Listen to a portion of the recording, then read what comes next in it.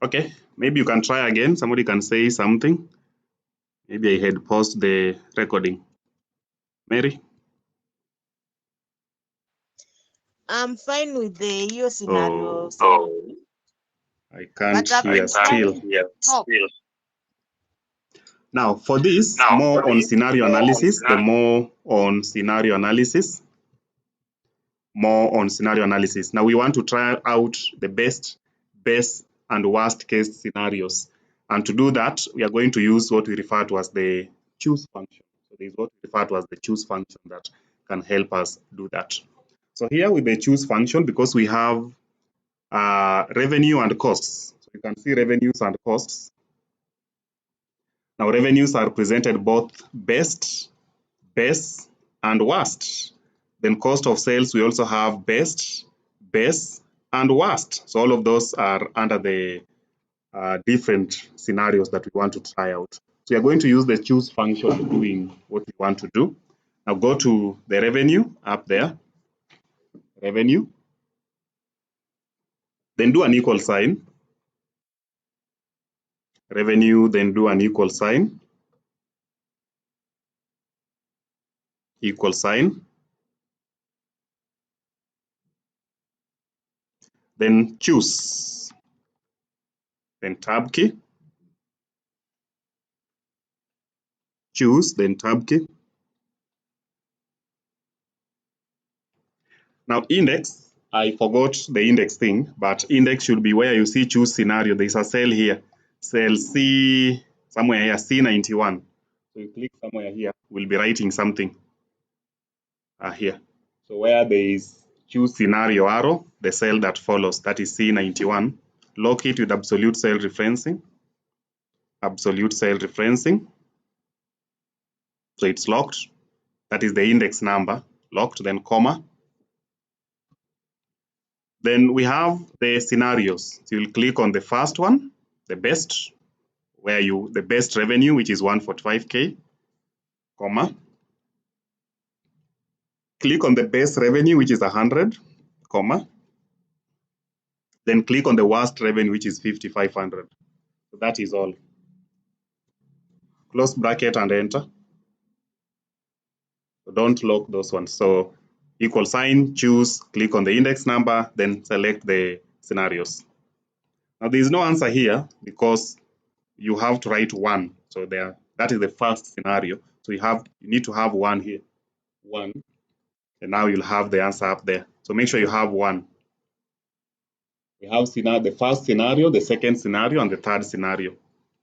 Now you can drag this across. This one here, just drag to 2026, all the way to 2026. Now if I change this from 1 to 2, it goes to the second scenario. Now the revenues have changed to 100. That is the base. The base. And if I change this to 3, then it picks the worst revenues. So you can see that this part here is very important. There are 3 scenarios, 1, 2, and 3. If you do 4, there is no any fourth scenario. We only have 3 scenarios: the best, the best, and the worst. That's why we have 1, 2, 3. So take it at 1. Do the cost of sale, the same thing. Equal sign, choose.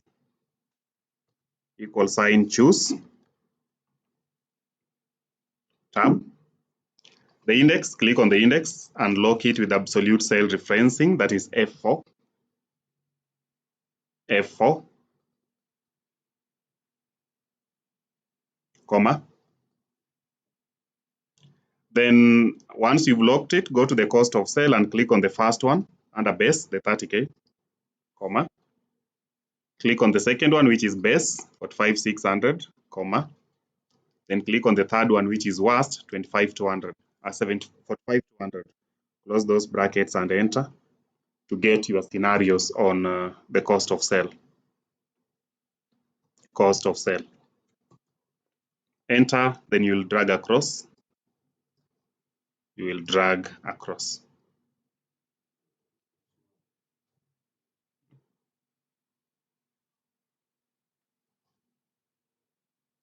So if you missed that, we said equal sign, then choose, tab, the index, click on 1 here, 1, the one that is under choose scenario, lock it with absolute cell referencing, comma.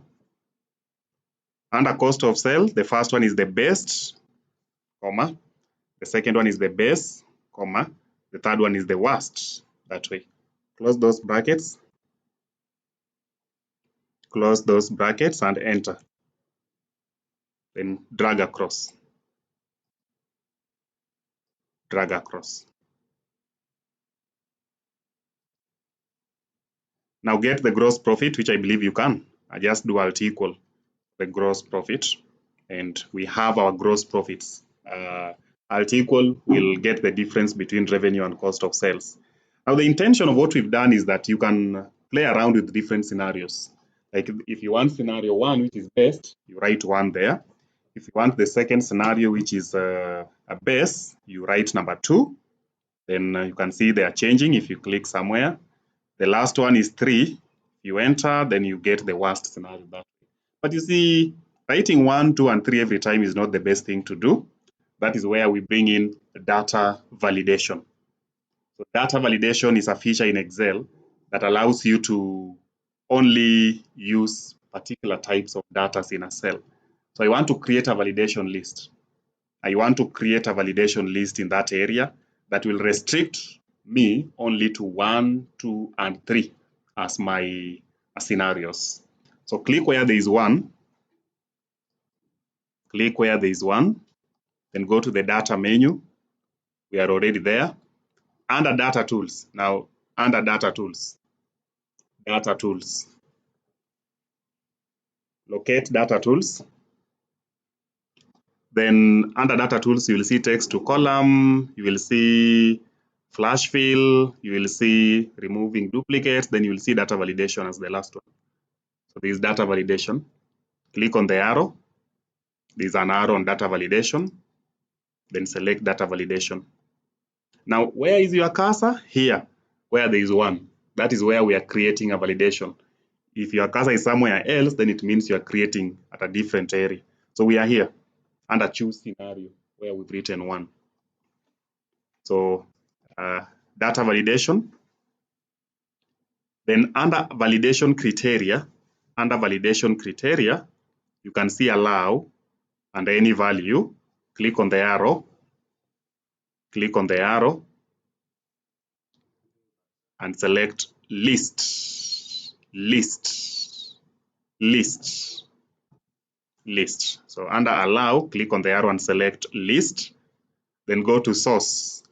Source and just write 1, 2, 3. So we've created a list of 1, 2, 3 that you're going to pick from. 1, 2, and 3. That is all on data validation when you want to create a list that you'll be picking items from. Click on OK. And now you will see some arrow. There's an arrow here. You click outside, then back here, you're going to see some arrow. And you're going to use this arrow to select either the second, or you can pick the third, or you can pick the first. But if you try using 4 and you enter, they're telling you this value doesn't match the validation restriction defined for this cell. It will refuse. You can only use 1, 2, or 3. Now that is scenario. More on scenario analysis using Excel.